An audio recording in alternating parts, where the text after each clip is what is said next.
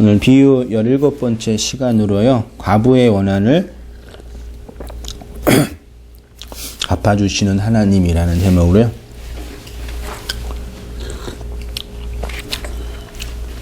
함께 말씀 나누도록 할게요. 1절에 지지난주 시간에 항상 기도하고 낙심하지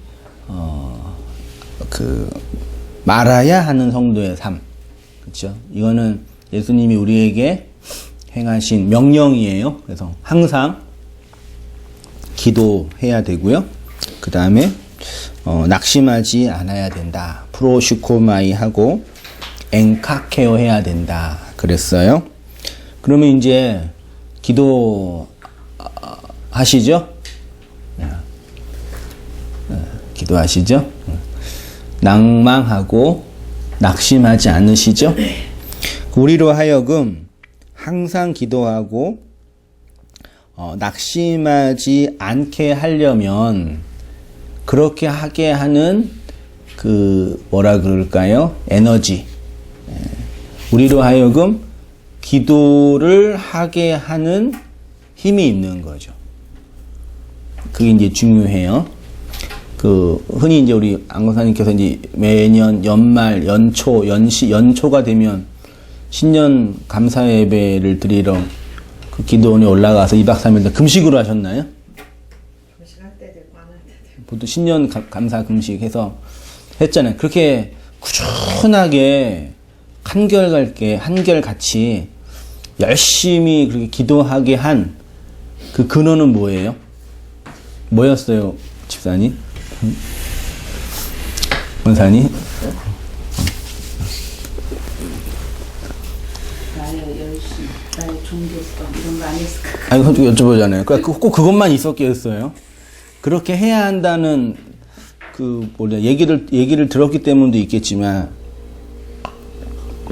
내 안에 그렇게 나오게 하는 에너지원이 있을 거 아니에요.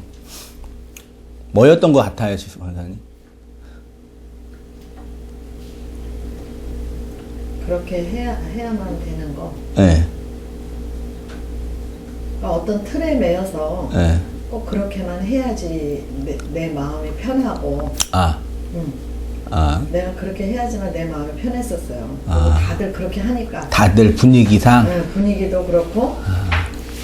또 이것은 전적으로 하나님께서 이렇게 이거를 이제 목사님들을 통해서 제종들을 통해서 이렇게 해놨기 때문에 여기에 순종을 해야 된다 이거지 뭐. 개인적으로도 도움이나 위로나 그렇죠. 유익이나 그런 거 얻으신 게 있었을 거 아니에요. 그렇죠. 그런 게 이제 기도하게 하는 이제 동기부여 에너지원인데, 그러면 이제 오늘 우리가 나누고 있는 본문에 과부로 하여금 항상 기도하고 낭망하지 않게 만드는 그 근원이 뭐냐라고 할 때 제가 뭐라고 썼냐면 과부에게 어떠한 기도 제목이 있어요? 3절에 보시면 내 원수에 대한 나의 원한을 풀어주소서 했으니까 과부에게는 뭐가 있어요? 원수가 있고, 그리고 그 원수는 원한을 가지고 있는 거죠. 됐죠? 과부로 하여금 기도하게 한 에너지원은 원수예요. 그리고 그 원수는 원한 관계예요. 그것이 과부로 하여금 기도하게 만든 거예요. 무엇인가 억울함을 당하고 있는 듯한 뉘앙스가 본문에 나와 있어요. 그러면 이제 여기서 중요하게 우리가 한 걸음 나아가려면 이 과부로 하여금 간절하고 열렬하게 기도하게 만들었던 원수에 대한 원한은 무엇이냐, 이게 이제 중요하죠. 그러면 여기서 말하는 과부는 누구를 상징해요? 누구를 비유하죠? 결혼 안 했잖아요, 그거는. 여기 누가복음 18장에 있는 이 여자인 과부는 누구를 비유해요? 교회, 우리예요, 성도. 이 말씀을 듣고 있는 나. 이렇게 이해해야 돼요? 됐죠? 그럼 과부는 우리예요? 성도님들이에요? 나예요? 교회예요? 그러면 이 교회로 하여금 기도하게 하고 낭망하지, 낙심하지 않게 하는 그 근원은 뭐라고요? 원수에 대한 뭐라고요? 원한이에요. 그럼 원수 있으세요? 지사님 원수요. 원수 있으세요? 저 원수. 요즘에 이제 대한민국의 원수는 박근혜라고 이제 다 그러시는데 그런 거 말고요. 자, 그 원수에 대해서 한번 해보고 1페이지 맨 위에 과부의 원수는 율법이다라고 이렇게 정리를 했는데 한번 볼게요. 원수라는 단어가 안티디스코라고 되어 있대요. 이게 안티디스코가요. 안티와 디케의 합성어라고 하는데 안티는 어디에 대항하여, 반대하여 이 뜻이고요. 그 다음에 이제 디케는 중요한 단어, 디카이오시네 할 때 디케예요. 의로움, 공의 이런 뜻이에요. 그러면 안티디스코, 한글 성경의 원수로 번역된 이 단어는 직역을 하면은 의로움에 대항하는 것. 됐죠? 공의에 대항하는 것. 요게 안티디스코. 요걸 한글 성경이 원수로 번역을 했습니다. 마태복음 5장 25절을 보시면 너를 송사하는 자와 함께 길에 있을 때 급히 사와하라. 여기 송사하는 자가 안티디스코, 대적하는 자. 됐죠? 대적하는 자.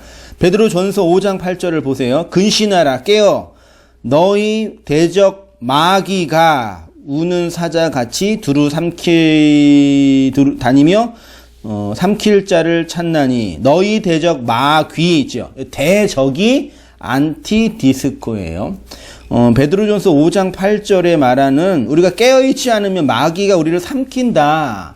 그 뿔 달린 개가 아니라요. 성도를 대적하는 원수의 개념이에요. 송사하는 자, 대적하는 자를 한마디로 말하면 뭐라고요?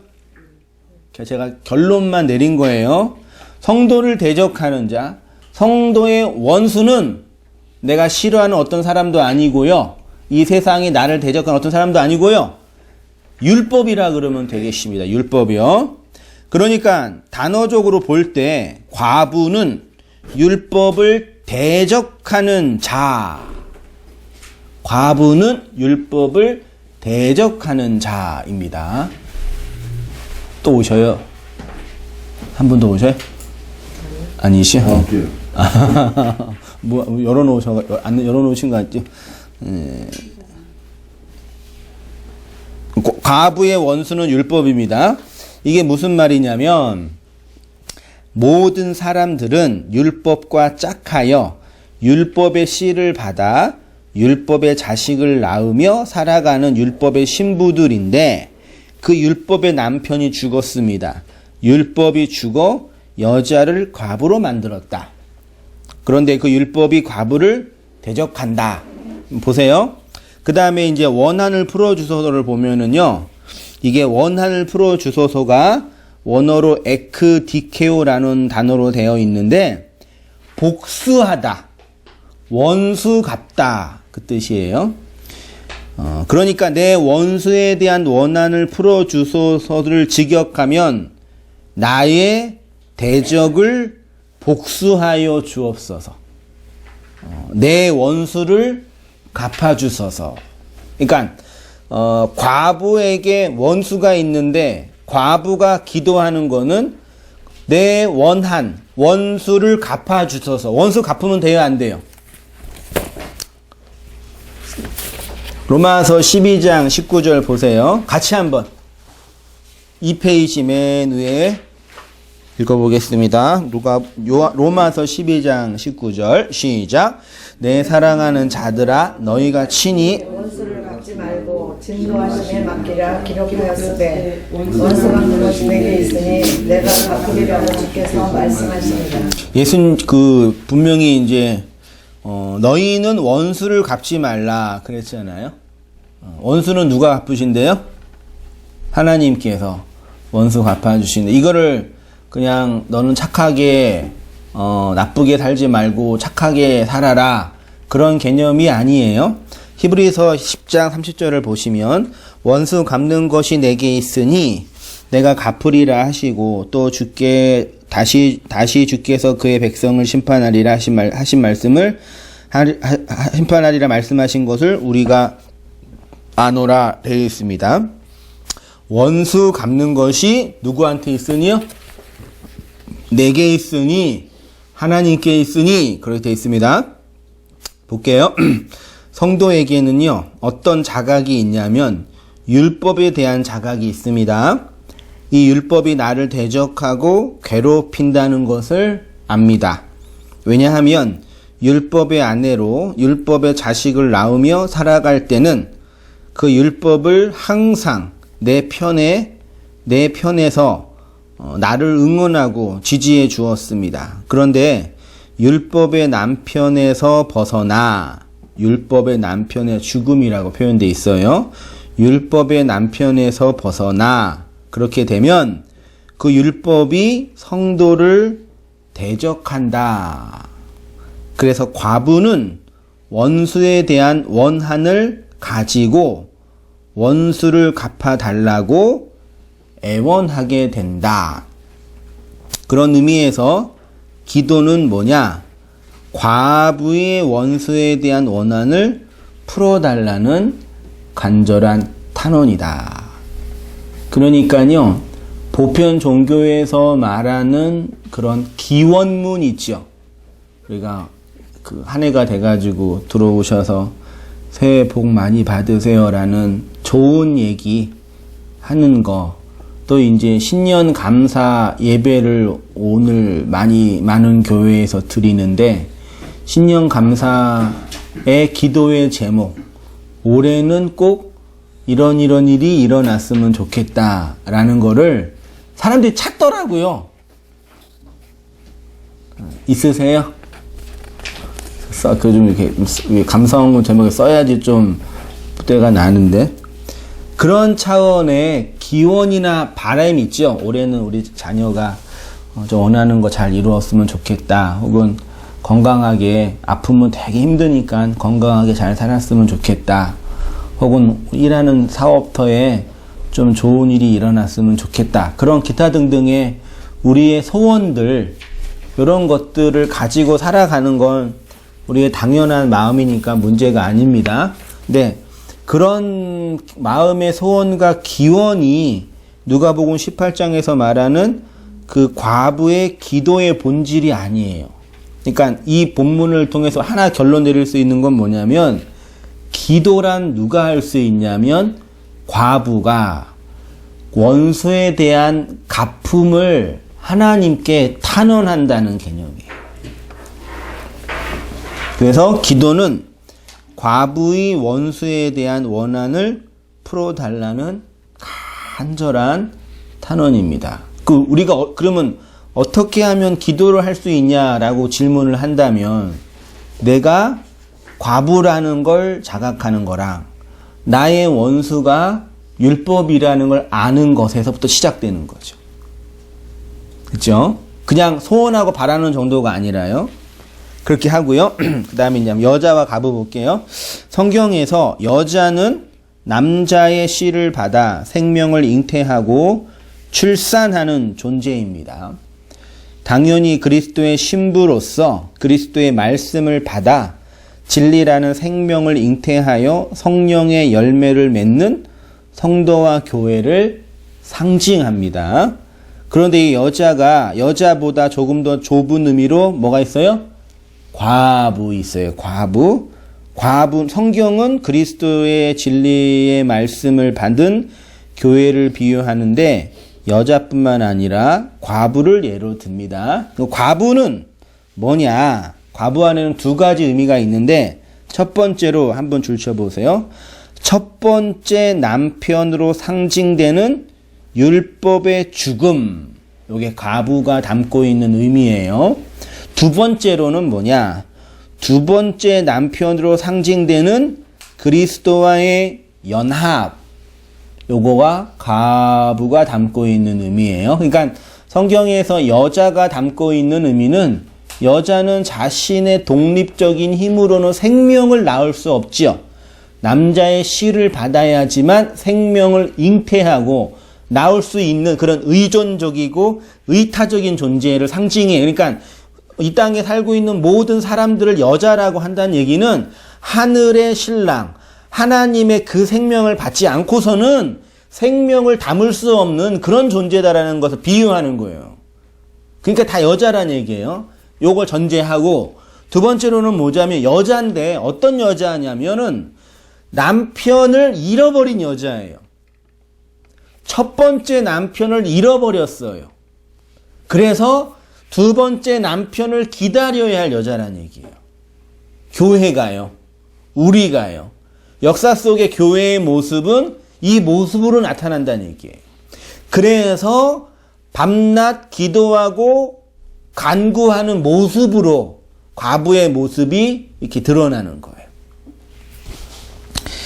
이는 제가 줄쳤습니다. 교회란 그리스도의 씨를 받아 생명의 말을 잉태하고 출산해야 할 여자이면서 예수라는 육체로 오신 첫 번째 남편의 죽음으로 그리스도라는 영으로 오신 두 번째 남편을 통해서 생명을 낳는 자로 살아가는 존재입니다.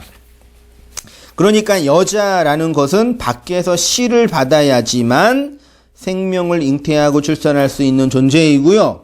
과부라는 것은 그 씨를 주는 첫 번째 남편의 죽음을 필연적으로 경험한 존재라는 얘기입니다. 이러한 논의에서 중요하게 이제 생각할 것이 뭐냐면요. 율법이 첫 번째 남편으로 죽는 것과 이 율법의 죽음이 어떻게 우리의 생명이 됐냐. 자, 제가 전제를 하나 깔았어요. 우리 다 맨날 나누었던 말씀이니까. 성경은 성도에게 준 책입니다. 우리, 이건 성도이고, 교회예요. 이 교회의 모습으로 있는데, 이 교회의 첫 번째 남편이 누구라고요? 교회, 세상이라고 할게요. 율법이에요. 율법을 우리 산상순에서 늘 말씀드렸죠? 율법을 넓은 의미로는 세상이라 그랬고, 이 모든 세상. 두 번째가 성경이라 그랬고, 세 번째가 십계명이라 그랬죠? 십계명의 마지막 하나가 사랑이라 그랬죠? 이걸 예수님이 완성했잖아요. 육체로 오신 예수가 우리의 율법이다. 그랬잖아요. 이거 기억나시죠? 율법이 뭔지 아셔야 돼요. 첫 번째 남편으로 오신 거예요. 모든 역사 속에. 근데 이 율법의 남편이 죽어요. 십자가에서. 죽고 과부로 존재하는 거예요. 그러면 두 번째 남편을 기다려야 되잖아요. 그 존재란 얘기예요. 그러면 이 첫 번째 남편이 죽는 것과 첫 번째 남편의 죽음, 예수의 죽음이 나의 죽음과 어떤 관련이 있냐 이 얘기예요. 예수가 율법으로 죽었죠? 그러면 나의 죽음은 어떻게 동반되냐 그 얘기를 하는 거예요. 잘 한번 조금 설교 준비하고 나서 만만치 않은 주제이지만 한번 생각해 볼게요. 우리 얘기 한번 해볼게요. 인간을 움직이는 욕망의 근원 있죠? 보세요. 인간을 움직이는 욕망의 근원은 뭐예요? 나의 생존과 나의 확장, 동그라미, 욕망, 동그라미 해보세요. 우리를 살게 하는 것은 우리의 욕망이에요. 그런데 그 욕망은 뭐냐면요. 나의 생존이고요. 나의 확장이라고 했어요. 이 두 가지로 항상 움직여져요. 어떤 사람들은 나는 나를 위해 살지 않고 누구를 위해 살아요? 그거는 나를 위해 사는 게 아니라 자식을 위해 사는 거죠. 맞죠? 근데 그 자식은 누구예요? 나예요. 그래서 나를 위해 사는 거예요. 혹은 나는 돈을 위해서 산다. 나 말고 돈을 위해서 산다. 그 돈도 나예요. 나는 땅을 위해서 산다. 나 말고 땅을 위해서 산다. 나는 나를 위해서 안 산다. 아니에요. 그 땅도 나예요. 아니, 나는 나라를 위해서 산다. 그쵸? 근데 그 나라도 나예요. 아니, 나는 교회를 위해서 산다. 나는 나의 영달과 번영을 위해서 살지 않고요. 나는 교회를 위해서 살아요. 맞아요. 근데 그 교회가 누구예요? 나로 연결되어 있는 거예요. 인간이라는 거예요. 그렇게 썼습니다. 인간의 결국 보세요. 어떤 사람은 돈을 위해서, 즐거움을 위해서, 기타 나 말고 다른 것들을 위해서 산다고 말할 수 있지만 그 모든 것은 결국 나라는 존재와 생존의 외연의 확장이고 수단이다. 이러한 인간의 상태는 그 욕망을 따라 살아가는 건 나쁜 거예요? 나쁜 게 아니라 선악의 문제가 아니라 존재의 문제다. 문제될 거 아닙니다. 결국 내가 욕망하는 것이고 나를 확장하는 것인데 문제는 생존과 확장의 주체로서 나는 무엇이냐 이 얘기예요. 나. 우리의 지독한 고통은요. 내가 누군지 모르는 것에서부터 시작돼요. 인생 우리 다 사시니까 누구를 위해 사세요? 이렇게 물어보면은 뭐라고 답하시나요? 네? 누구를 위해 사세요? 나는 누구를 위해 살죠? 네? 처자식을 위해서. 그러면 나가 있고 나의 그 가족이 있잖아요. 그 나는 가족을 위해서 산다라고 할 때 이 가족이 나니까 나 다시죠. 또 나를 위해 사는 거죠. 어떤 의미에서는요. 나는 그러면 이렇게 한번 생각해 볼게요. 읽어 볼게요. 우리의 지독한 고통은 내가 나를 모르는 데 있다. 여러분은 여러분이 하고 싶은 거 혹은 갖고 싶은 거 혹은 무엇을 위해서 사는 거 정말 여러분만이 원하는 것이냐 아니면 누군가가 여러분에게 준 것이냐. 그 우리 집사람 얘기를 잠깐 하면 아이가 셋이나 있으니까 다 마찬가지죠. 모든 우리 주부들의 인생이 자기 일상이 있어요, 없어요? 아이 셋 키우는 그 올망졸망한 아이 셋 키우는 그 아내 여자의 삶은 자기가 하고 싶은 거를 해요, 못해요? 못하잖아요. 그래서 하루 종일 애를 치닥거리하고 또 가정일하고 또 일하고 나면은 이제 저녁쯤 되면 어떤 생각을 하냐면은 나는 하루 종일 나를 위해서 한 건 하나도 없다. 그런 얘기를 해요. 다 다른 사람을 위해서 내가 헌신하고 노력했다. 당연한 거지만. 그래서 이제 밤 되면 애들 다 재우고 나면 혼자 누구의 시간이 생겨요? 나의 시간이 생기잖아요. 그때 이제 집사람이 혼자 뭐 책을 보든지 휴대폰을 보든지 해서 자기 시간을 갖지요. 그때 옆에 있는 남편이 저녁에 늦게 들어왔다고 해서 나한테, 아내한테 밥 차려줘 그러면 돼요, 안 돼요? 돼요? 집사님은 되시구나. 안 돼요. 왜 안 되냐면은 하루 종일 나는 자식을 위해서 내 시간 없이 살았는데 지금 이 시간만큼은 내 시간이다. 그런 얘기 한단 말이에요. 그러니까 그렇게 다 하는데 이제 저의 질문은 그거예요. 그러면 하루 종일 자식을 위해서 살아간 그 시간은 내 시간이 아니고 이 밤에 내가 텔레비전 보고 책 보고 나만의 시간을 위해서 여유롭게 지내는 거는 정말 나를 위한 시간이냐 라고 할 때 맞을까요, 틀릴까요? 그러니까 우리는 정말 나가 원하고 내가 원하는 방식의 삶이 뭔지 알아요, 몰라요? 몰라요. 우리 30년 내내, 40년 내내 교직 생활, 직장 생활 하시다가 60대, 70대가 돼서 은퇴를 하시잖아요. 그 남자가 어떻게 돼요? 경험 안 하면 우리 멍해져요. 왜요? 평생 동안 한 일을 안 해가지고 이제 비로소 내가 즐거워하고 내가 하고 싶은 일이 있을 거 아니에요. 그때 하려고 하는데요. 뭘 해야 할지 몰라요. 그러니까 내가 무슨 말씀 드리시냐면 지금 우리가 하고 있는 일이 있죠. 하고 싶은 일들. 다 그거는 내가 주체적으로 내가 정말 원해서 하고 있는 일이냐? 아니면 세상에서 넣어준 일이냐? 맞나요? 우리가 하고 있는 일이야. 아까 권사님 그 표현했잖아요. 연초가 되면은 기도원에 가서 3일 동안 기도한다. 내가 정말 원해서 하는 일일 수도 있지만, 아까 뭐 환경, 주위에서 그렇게 안 하면 안 된다고 하니까 하는 거예요. 그럼 질문은 뭐냐면, 정말 내가 원해서, 나만 원해서, 내가 진짜 하고 싶은 그 일이 뭐냐, 이 얘기죠. 어렵나요? 그래서요, 어떤 일을 막 하고 나서 그 일이 다 끝나고 나면 어떤 마음이 들어요? 허망해지고, 허무해지고. 내가 뭘 위해 살았지? 평생 자식을 위해서 자식 잘 키우고 결혼 다 보내고 나면 나 여태까지 자식을 위해 살았다고 살았는데 다 끝나고 나니까 허망해집니다.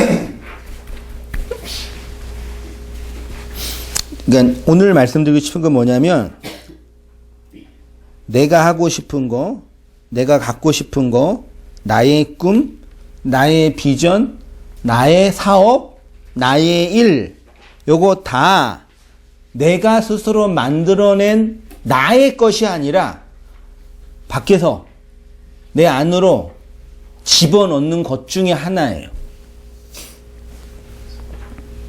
누군가가 내 밖에서 강력한 힘을 가지고 집어넣었어요. 그래서 모든 사람이 그 일들을 다 성취하고 나면 어떤 마음이 들어요? 허무해요. 내가 정말 원했던 게 이건가? 질문해요. 그래서 이 허무함을 극복하기 위해서 어떻게 해요? 그냥 달리는 거예요. 한 10억 벌면은, 1000억 벌면은 돈 충분히 번 거잖아요. 우리 입장에서요. 근데 그렇게 번 사람들은 그걸로 만족을 해요, 못해요? 못해요. 그전에는 되게 막, 나 같은 경우는 굉장히 막, 뭐라 그럴까요? 지금까지 뭐를 위해서 살았나, 막 이렇게 그 삶을 많이 돌아보잖아요. 네. 돌아보면서 너무 억울하고, 20대, 30대가 너무 살았나, 이런 게 되게 저는 그런 거에 많이 마음이 아파했거든요. 네. 근데 지금은 이제 조금 이제 말씀 안에 들어오니까 그런 그 옛날에 막 그렇게 보여지는 것을 탄식하고 맨날 그런 거에 후회, 너무 그게 억울하고 막 그거에 못 견디는 마음이 심했는데, 이제 그거는 아무것도 아니라는 거. 지금 내가 말씀을 알게, 진짜 그 전에 이제 구원 받았으니까 그냥 그건 됐고 이제 잘 살아야 되고 뭐 이렇게만 했는데, 지금은 그런 게 중요한 것이 아니고, 이제 내가 이 진리 안에 이렇게 어쩌다가 이렇게 들어왔나, 하나님이 진짜 날 사랑하셔서 알고 간다는 게 이게 감사한 것 같아요. 그쵸. 그 마음은 없어진 것 같아요. 진짜. 그러니까 그 전에 내가 했던 그 일이 내가 억울하게 당한 게 아닌 거죠. 어떤 의미에서는요. 그게 해석이 되는 거죠. 우리 둘이 그게 되게 힘들었거든요. 네. 억울하게 당한 게 아니라 살아온 과정 중에 한 부분인 거죠. 볼게요. 그렇게 맨 아래 단락이요. 나를 나로 규정하는 방식이 내 외부에서부터 주어지는데, 그걸 한마디로 말해서 뭐라고요? 율법이에요. 그러니까 율법의 억압, 율법의 유혹, 율법의 힘에 의해서부터 나오니까 자유가 주어지는 거예요. 어떻게 자유랑 안식이 주어지는지 경험을 다 하신 거잖아요. 율법은 인간의 첫 번째 남편입니다. 그래서 모든 인간은 율법의 선악 구조와 선악 욕망에 의해서 죄와 악, 저주와 정죄 속에 있게 됩니다. 이것이 생명나무 먹기 이전의 선악 욕망의 상태이고, 진리의 남편을 만나기 전에 율법의 남편 아래서 율법의 자식을 낳으며 자기 의를 낳으며 살아가는 상태라고 했습니다. 3페이지로 갔습니다. 인간은 정말 자기 안에서 자기가 원하고 자기가 기대하는 그것을 독립적으로 주체적으로 산출하거나 만들어낼 수 없습니다. 그러니까 과거에 우리가 했던 그 모든 일들은요, 내가 정말 원하고 내가 정말 바랬던 그 일들이 아니라 이 세상에게 주어진 어떤 일들 중에 하나가 된 거예요. 보세요. 개척교회 목사의 비전은, 꿈과 비전은 뭐예요? 개척교회 목사가 가장 하고 싶은 일이 뭐겠어요? 교회가 성장하는 거잖아요. 좋아요. 나쁜 거 아닙니다. 근데 그거는 그 개척교회 목사가 독립적으로 원했던 꿈이에요? 혹은 이 교계가 그 개척교회 목사에게 하라고 하는 일이에요? 교계가 두 가지 다. 만약에 제가 개척교회 목사니까 나의 꿈은 목회를 열심히 해서 교회가 크게 성장하는 거다라는 꿈을 가지고 사역을 한다고 하잖아요. 그럼 그 꿈과 그 비전은 제가 스스로 만들어낸 게 아니라 내 밖에서 이 시대의 정신이 어떤 힘과 원리를 가지고 집어넣는 거라니까요. 그러니까 지금 우리가 영향받고 있는 모든 일들이 있지요. 관습, 경향, 기대, 이 모든 것들은요, 내가 스스로 만들어낸 게 아니라 누군가가 강력한 억압과 폭력을 가지고 집어넣는 거예요. 그게 율법이라니까요. 그러면 자유로우면 어떻게 해야 돼요? 개척교회 목사가 교회를 성장하는 게 꿈과 비전인데 거기에 대해서 자유로우면 어떻게 해야 돼요? 두 가지예요. 교회가 크게 성장하면 자유로워져요. 자기 꿈이 이루어지는 거니까. 그게 가능해요, 불가능해요? 성장은 가능하는데 성장해서 그게 나한테 자유가 되지 않아요. 돈이랑 똑같죠? 또 한 가지는 교회가 성장하고 크게 되는 것이 그 사역의 꿈과 목적이 아니면 돼요. 그러려면 외부에서 요구해야 돼. 외부에서 자꾸 저한테 뭘 요구해요? 야, 개척교회는 성장해야 돼. 커져야 돼.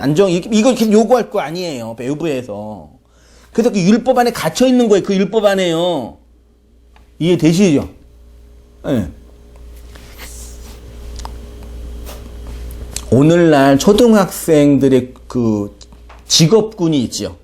넌 앞으로 커서 뭐 하고 싶냐? 그게 되게 놀랍더라고요. 항상 바뀌어요. 옛날에 우리 어르신들 가난할 때 50년대, 60년대 초등학생들의 꿈이 뭐였어요? 비전, 직업. 넌 앞으로 자라서 뭐 할래? 그럼 뭐라 그래? 대부분의 아이들이 50년생이 있으세요? 뭐 하고 싶으셨어요? 권사님? 기억도 안 나세요? 아는데 어쨌든 그때는 하도 가난했으니까 뭐 쌀집 주인, 마트 주인. 왜냐면은 먹고 사는 게 힘들고 먹는 게 너무 어려운 시대니까 그것에 대한 욕망의 반영으로 먹는 게 풍족한 어떤 직업군이 비전이었어요. 60년대, 70년대 군사 독재가 강력하게 있었을 때는 어린 나이들 꿈이 뭐였어요? 경찰관, 군인, 대통령. 왜요? 요게 멋있어 보였으니까, 그때는. 그치요? 요즘 아이들 직업 1순위가 뭔지 알아요? 연예인이에요. 스타. 왜? 그게 가장 멋있어 보이니까. 그러면 초등학생 아이들이 아빠나 나중에 커서 나 스타 달래. 그때 그런 비전이 있다고 쳐요. 그러면 그 아이의 꿈은 누가 준 거예요? 그쵸? 아이가 스스로 자기 인생을 개척해서 만든 게 아니라 율법의 세상이 그 스타가 가장 살기 좋다라고 얘기해 주니까 얘가 하는 거라고요. 제가 무슨 말씀 드리고 싶은지 알겠어요? 우리가 살아가잖아요. 지금 정말 내가 원하고 내가 하고 싶은 거 하고 있는 것처럼 보이죠? 어떤 거대한 힘에 의해서 강력하게 조정당하고 있는 거예요. 예? 그러니까 뭐 대통령 권력을 추구하고 큰 교회 목사들이 막 교회가 크게 되고 막 이런 일이 일어나는 건 그거는 일어나서는 안 될 일이 일어난 게 아니라 일어나야 할 일이 일어난 거예요. 왜? 율법의 세상에 의해서 조정당하고 있는 거니까요. 그렇게 우리를 강력하게 영향을 주고 있는 이 세상을, 그럼 보세요. 나라는, 우리라는 존재가 이렇게 있고요. 우리 주위에 우리의 뭐가 있어요? 나를 구성하는 가족, 직장, 뭐 일, 이죠. 그다음 이게 우리의 욕망이라고 해요. 욕망이요. 도식을 하면요.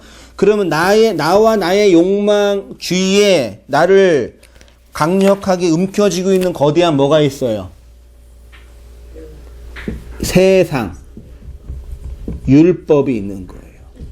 그럼 보세요. 우리는 세상과 율법 안에 있기 때문에 이 세상과 율법이 요구하는 것을 포기 못하죠. 자유롭지 못한다니까요. 어떤 사람이 요게 자유로워요. 요걸 이제 아셔야 돼요. 지금 예를 들어서 한승희 목사 하고 싶은 일 하나가 있어요. 뭘 할까요? 좋은 거 없나? 그래요. 교회 성도를 많이 불려서 어떻게 할지는 모르겠지만 돈을 많이 거친 다음에 건물 하나 사는 게 이제 저의 꿈이라고 해요. 괜찮죠? 아니에요? 월세 나가니까 우리 모아서 건물 하나 산 다음에 편안하게 예배, 좋잖아요. 다 목사들의 꿈이에요, 이거요. 나쁜 거 아니죠? 그런 비전, 꿈, 하나님이 주신 소명, 다 합시다. 그게 있는데, 그래서 저가 그걸 위해 열심히 살아요. 괜찮아요? 근데 이거는 제가 스스로 원하고 갈망해서 만든 저의 비전이 아니라, 뭐라고요? 이 세상이 나한테 넣어준 거라니까요. 그래 놓고 목사가 우리의 교회가 성장하고 커지는 것 하나님의 뜻이라 그러는 거예요. 그 말이 안 되는 거잖아요. 이 건물은 어디 큰 교회 건물 1,000억짜리 건물을 지었는데 거기 그 강남에 으리으리하게 졌어요. 그 하는 말이 하나님이 다 하셨습니다 그러는 거예요. 그럼 그 교회를 짓는 걸 하나님이 기뻐하고 하나님이 기대했던 하나님의 비전이냐? 그렇게 말하는 거잖아요. 아니라 이 세상이 나에게, 그 목사에게 넣어준 욕망이라니까요. 율법이 그것의 발로로 교회 짓기가 나온 거예요. 목사가 이 정도로 세상에 영향을 받고 있다면 성도님들은 오죽하겠어요. 하고 싶은 거, 기대하는 거, 바라는 거, 그 모든 거의 대부분이 이 틀 안에 있어요. 율법. 그러면 여기에서 벗어나려면 어떻게 해야 돼요? 나를 강력하게 움켜쥐고 있는 율법이라는 첫 번째 남편이 이놈이 죽어야 된다고요. 됐죠? 근데 교회에서 율법의 죽음에 대해서는 안 배우고 율법이 세상에 나한테 준 비전과 꿈을 이렇게 불러일으키는 것만 배우는 거예요. 완전히 거꾸로 가는 거죠. 말도 안 되게. 정말 슬픈 일이죠. 이것이 율법이죠. 세상이죠. 이것이 우리를 강력하게 움켜쥐고 있는 실체라고 할 때 그걸 세상신이라 그런 거예요. 세상의 신. 공중의 권세 잡은 자. 그거를 또 마귀, 사탄이라고 표현하는 거예요. 그 얘기가 이제 요한복음 12장 31절을 보시면 이제 이 세상에 대한 심판이 이르렀으니 이 세상의 임금이 쫓겨나요. 임금이라고 권력 잡은 자. 고린도후서 4장 4절. 그 중에 이 세상 신이 믿지 아니하는 자의 마음을 뭐하여? 혼미하게 하여 그리스도 영광의 복음의 광채가 비치지 못하게 하미니 그리스도는 하나님의 형상이니라. 이와 같이 우리도 어렸을 때 이 세상의 초등학문 율법이에요. 에베소 2장 2절에 그때 너희는 그 가운데서 행하여 이 세상 뭐요? 풍조를 따르고 공중의 권세 잡은 자를 따랐으니 지금 불순종의 아들들 가운데서 역사하는 영이라. 악한 영이 객관적으로 있는 것이 아니라 귀신이요. 우리 안에 있는 뭐요? 욕망이 세상으로 주어진 뭐요? 율법과 연결되면 그 안에 거대한 권력과 힘이 나오는 거예요. 그걸 뭐라 그래요? 우상이라 그러는 거예요. 그러니까 대한민국을 지금 지배하고 있는 거는 최순실이라는 그 권력 옆에서 자기의 영달을 위해 사용했던 그 인물이 아니라요. 최순실과 같은 그 사람뿐만 아니라 모든 사람에 있는 인간의 그 보편적 그 욕망들이 있지요. 그게 강력하게 지배되는 거라니까요. 최순실은 언제나 있었던 거 아시죠? 언제나 있었어요. 모든 정권에, 모든 나라에. 그래서 내 욕망이 아니라 밖에서 들어온 율법에 의해 돌연변이처럼 변질된 강력한 힘과 권세가 된다는 것입니다. 그래서 모든 인간은 그 욕망의 거대한 힘에 사로잡혀 살아가게 돼요. 우리를 욕망으로 사로잡고 있는 거대한 힘과 세력을 성경은 거짓된 영, 세상의 권세 잡은 자, 마귀, 사탄 등등으로 표현해요. 예수님이 이 땅에 오셔서 할 일은 뭐겠어요? 요거 없애는 거겠죠. 요한 1서 3장 8절을 보시면 죄를 짓는 자는 마귀에게 속하나니 마귀는 처음부터 범죄함이라 하나님의 아들이 나타나시는 것은 뭐래요? 마귀의 일을 멸하려 하심이라. 예수님이 이 땅에 오신 이유 중에 하나가 바로 마귀의 일을 멸하기 위함인데요. 이런 일을 염두에 두고 말씀하신 것입니다. 그러나 그리스도의 복음을 받은 자에게는 자신의 선한 욕망과 밖으로 주어진 율법에 의해서 만들어진 그 마귀의 일이 예수 그리스도의 나타나심으로 성도 안에서 사멸해 간다. 그것이 신앙의 성장이고 성숙입니다. 이렇게 나로 규정하게 만든 그 억압과 폭력의 실체를 율법이라고 하고요. 그래서 모든 인간은 율법이라는 첫 번째 남편 아래서 자기 욕망의 아이를 낳고 잉태하고 출산하는 여자, 이런 시대의 원리 안에서 율법이 나한테 요구하는 그 일들을 하는 거예요. 이 세상의 모든 사람들은 다 그렇게 살고 있습니다. 율법의 씨를 받아서 죄책감과 자기 정당화의 방식으로 살아갑니다. 그래서 자유와 안식과 양식이 없다라고 표현해요. 그런데 그렇게 살아가는 우리에게 어떤 일이 일어났냐면 뭐예요? 첫 번째 남편이 어떻게 됐어요? 죽었어요.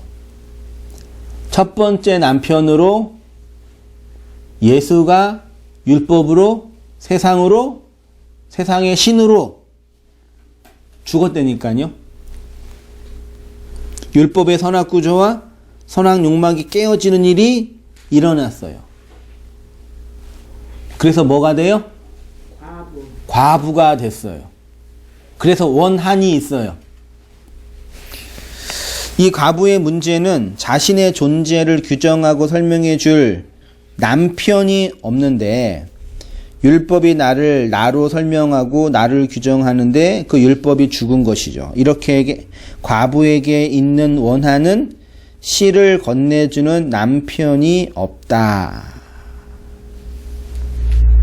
여자는 출산을 해야지만 구원을 받을 수 있죠. 이 세상의 모든 사람은 여자지요. 율법의 남편에게 씨를 받아서 잉태하여 출산하는 게 뭐라고요? 그게 자기의라고요. 되셨죠?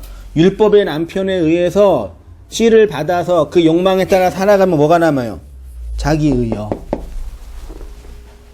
근데 율법의 남편이 죽었다니까요. 과부가 됐지요. 과부는 남편이 없네요. 씨를 못 받네요. 그래서 원한이 있단 말이에요. 왜냐하면 고대 시대에서는요, 여자의 생존의 힘은 어디에서 결정돼요? 아이를 낳는 거예요. 그래서 성경에서도 여자가 해산함으로 구원을 받는다 그러잖아요. 그게 과부의 원한이에요. 그러면 과부의 원한을 풀어주는 유일한 길은 뭐겠어요? 그녀에게 씨를 건네주는 누굴 주는 거예요? 남편이요. 4페이지로 갔습니다. 이렇게 남편 없는 과부가 살 길은 씨를 건네받는 것인데, 그러면 이 씨가 우리한테 어떻게 주어졌냐? 그 얘기를 성경의 과부 이야기가 은근히 많이 나와 있어요. 몇 가지 중요한 본문을 근거로 말씀을 정리를 하고요. 설교를 마칠게요. 창세기 38장에 누가 나와요? 유다와 다말. 그 다음에 사무엘하 11장에는 누가 나와요? 밧세바가 나와요. 두 명의 여자가 나와요. 이 두 명의 여자의 공통점이 뭔지 아셔요? 다말과 밧세바가? 간통. 간음. 그렇죠? 근데 마태복음 1장에 예수님의 족보에 딱 올라가 있어요. 예수의 족보예요. 예수를 낳은 여자라니까요. 어떻게 됐는지 한번 볼게요. 창세기 38장 11절, 좀 길지만요, 같이 한번 내용을 이해하는 마음으로 읽어보겠습니다. 창세기 38장 11절입니다. 시작. 유다가 그의 며느리 다말에게 이르되 수절하고 내 아버지 집에 있어 셀라가 장성하기를 기다리라 하니 셀라도 그 형들 같이 죽을까 염려함이라. 다말이 가서 그의 아버지 집에 있으니라.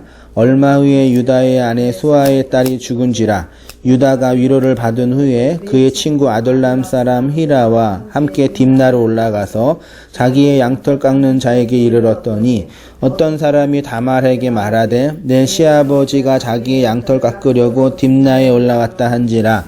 그가 그 과부의 의복을 벗고 너울로 얼굴을 가리고 몸을 휩싸고 딥나 길 곁에 에나임 문에 앉으니 이는 셀라가 장성함을 보았어도 자기를 그의 아내로 주지 않음으로 말미암으니라. 그가 얼굴을 가리었으므로 유다가 그를 보고 창녀로 여겨 그 길 곁에 그에게로 나아가 이르되 청하건대 나로 내게 들어가게 하라 하니 그의 며느리인 줄 알지 못함이었음이라. 그가 이르되 당신이 무엇을 주고 내게 들어오려니까. 유다가 이르되 내가 내 떼에서 염소 새끼를 주리라. 그가 이르되 당신이 그것을 줄 때까지 담보물을 주겠느냐. 유다가 이르되 무슨 담보물을 내게 주랴. 그가 이르되 당신의 도장과 끈과 당신의 손에 있는 지팡이로 하라. 유다가 그것들을 그에게 주고 그에게로 들어갔더니 그가 유다로 말미암아 임신하였더라. 그래서 다말이 아이를 낳고 유다의 자손을 잇는 그 여자가 되어 유다의 사건이 우리의 구원을 설명하는 중요한 내용이 돼요. 마태복음 1장에 예수님의 족보에 다말이 나오는데요. 음란한 다말이 믿음의 조상이 되죠. 다말의 이러한 행위가 성도가 본받아야 할 믿음의 행위예요. 맞나요? 다말의 이러한 행위. 다말이 어떤 행위를 했어요?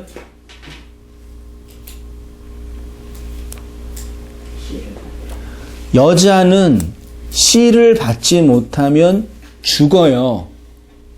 교회가 그리스도의 씨를 받지 못하면, 말이 안 되지만, 죽는다고요. 이 세상의 모든 사람들은 여자예요.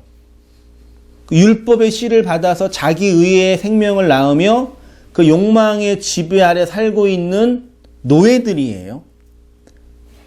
그렇게 살아요. 그런데 성도는 이렇게 살면 안 되지가 경험된 거예요. 왜요? 율법으로서의 첫 번째 남편이 죽었다는 걸 안 되니까요. 그러니까 세상은 율법의 씨를 받아서 자기 의를 낳으며 살아가는데 성도는 그 율법이 죽었다니까요. 그러니까 씨를 건네줄 남편이 없단 말이에요. 근데 씨를 받지 못하면 또 죽어요. 그래서 반드시 그 생명 받아야 된다는 의지와 믿음을 가지고 산단 말이에요.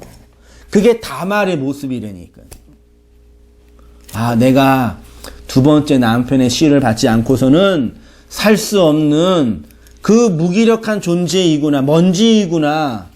그게 누가복음 18장에 있는 과부의 원한이라니까요. 그러니까 오늘날 사람들이 갖고 있는 우리가 정말 가져야 할 원한, 간절한 갈망이 뭔지 아시겠죠? 내가 그 생명 받지 않고서는 조금도 살 수 없습니다는 그 자가, 그게 이 다말이 행한 믿음의 행동이었다니까요. 어제 저녁에 네. 부증 끝날 때 기존 교회에서는 송구영신 예배 어디 드리고 오셨어요? 송구영신 예배. 네. 송구영신 예배 네. 그러니까 저기 우리 애가 재환이가 우리 갈 거냐고 물어보더라고요. 그 전에 갔었거든요. 네.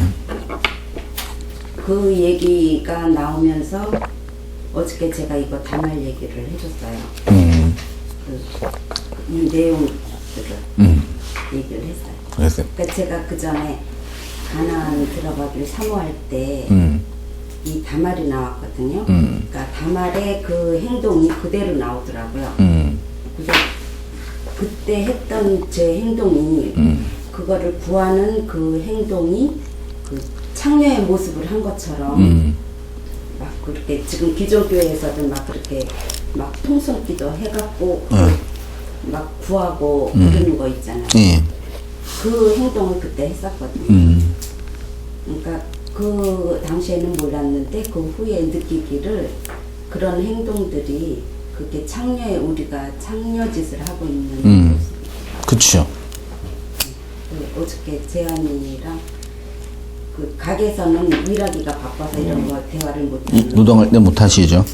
송구영신 예배 그게 나와갖고 그 얘기들 이 얘기가 나왔어요. 그쵸, 예. 그래서 이게 예수님의 계보에 그러니까 우리가 이렇게 그리스도의 씨를 받아서 생명을 낳는 여자가 된 거예요. 세상에 볼 때는 창녀의 일이 된 거죠. 세상이 우리를 볼 때는. 세상이 이 일은 창녀의 일이 된 게 세상이 볼 때는요. 근데 진리의 입장에서는 생명을 낳는 유일한 믿음의 일이에요. 그걸 열망하고 갈망하는 게 교회예요.